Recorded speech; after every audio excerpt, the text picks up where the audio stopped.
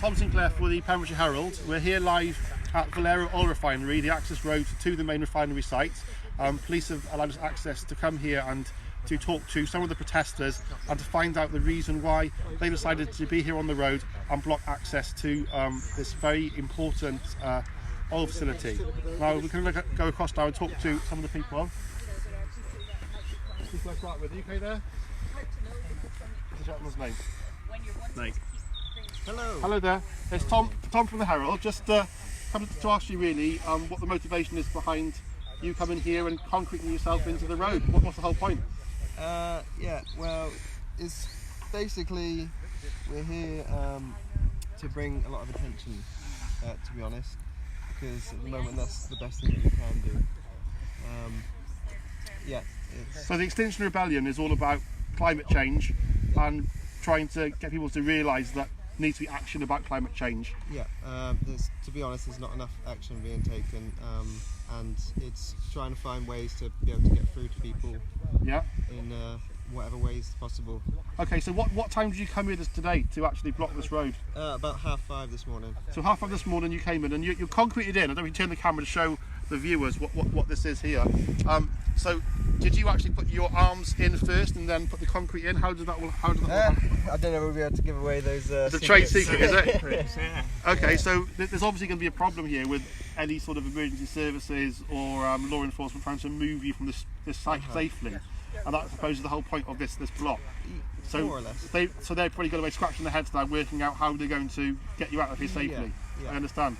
And do you expect to be arrested when you get released eventually? Yeah, we're all under the, we're up for that, We understand that is a big possibility. Yes. And we're all prepared for that to happen. Okay. That's the sacrifice that we kind of have to take. Thank you very much. And can we talk to the next gentleman now with the hat on? So, sorry there. Do you want to give your name?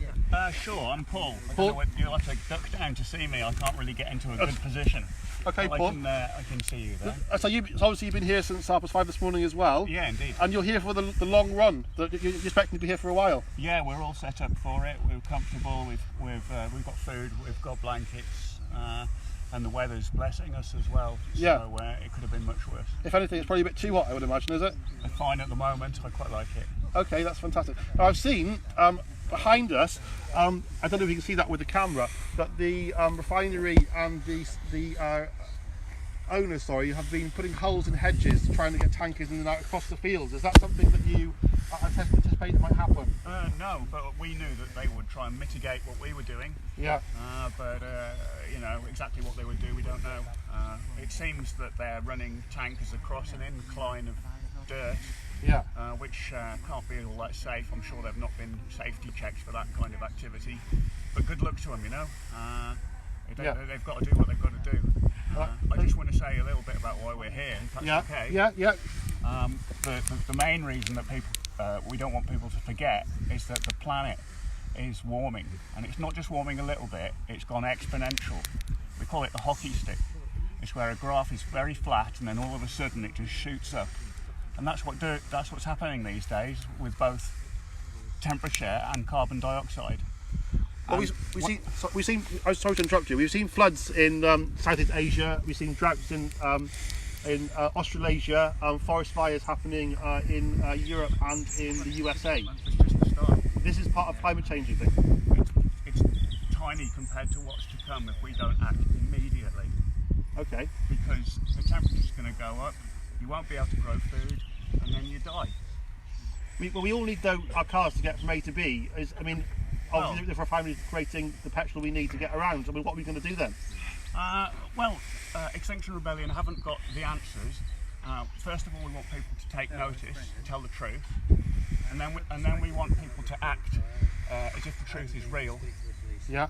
And then finally, and the most important, is we want a citizens' assembly where we get a representative portion of the country fed in by experts on climate change and deciding what to do going forward, just like they did with the controversial abortion thing in Ireland. Right. It'll give the government an excuse to act, because they don't want to take those responsibilities. Now, people like President Trump in the USA says that there's no such thing as climate change and you lot are all round the bend. And yesterday, he actually cancelled a law that the state of Los Angeles made about reducing emissions from cars, and he said that's a load of rubbish. Yep. Climate change isn't real. What have you got to say to President Trump? Nothing. There's no point.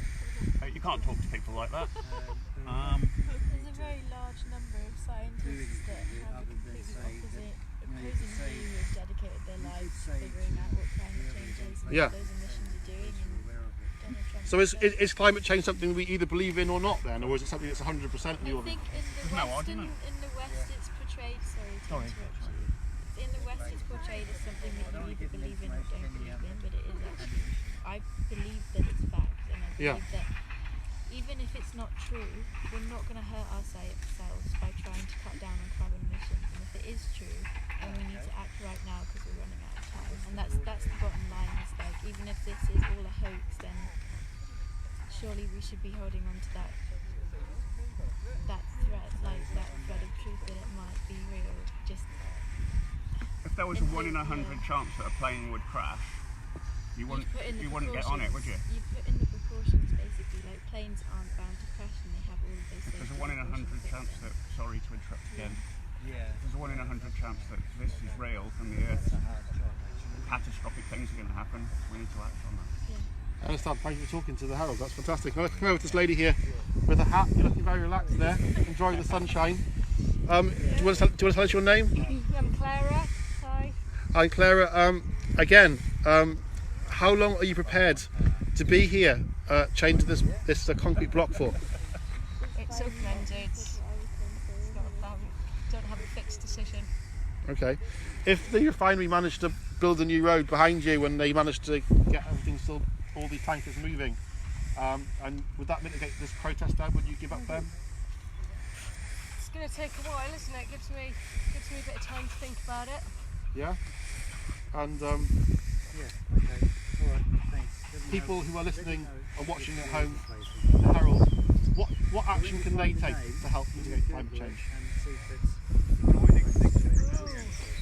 That's a good question. Do you want them to sign up to Extinction Rebellion on your Facebook group, get tips, get ideas, join protests? Do you want them to? The Extinction Rebellion groups are an accessible, easy way to make some contacts. You know, there's a lot of them about now. It's not the only way, but yeah, there's loads of us about. There's groups. There's got to be a group not very far from you. So, you know, if it inspires you to, if this is resonating with something that you've been concerned about for some time, and thinking there's nothing you can do, come along to find your local group.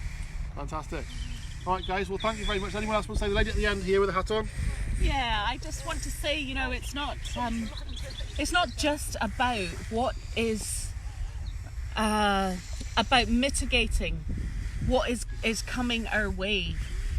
There are changes coming to this world. There are big changes coming, and one of the things the Extinction Rebellion and other movements are doing is footstepping, modelling a way towards grassroots community, organising themselves to do things for what it is that matters to them. And what is going to matter to us is how to feed ourselves, how to resource ourselves, how to build community out of the disparate, diverse people that we are, how to organise around conflict and differences. You know, this is the type of modelling that we're doing. We have support looking after people, you know, on the ground. We have people who've turned up with hot food today. People, you know, grassroots organising, supporting each other through risk, sharing risk, and the prosperity of what it's like to be community again. You know, we really need to reach out around us, get to know your neighbours, get to know the other people to whom this matters, who are looking in the eyes of the children who are going to live with the consequences of the choices that are made by those above us. Let's start making different choices right now so we can look them in the eye and say we tried something. Thank you very much for talking to the Herald. That's great. As you heard it, we've spoken to all the protesters now here at the Valero site, and if you look up the road, you'll see you've got the police here. They're here guarding watch as to what's happening. Valero are busing their employees back and forth across the perimeter where this roadblocks happened, and of course, as I've said earlier, the refinery are building an access so they can get tankers and vehicles across the fields behind me. So there's diggers working right now. So it looks like that the refinery is remaining open. There's still staff there. We've just seen a large tanker, a 40-foot tanker, driving across a number of fields to get from the refinery out towards the main road. So we'll give you more updates when we've got it. Thank you, that's Tom from the Herald.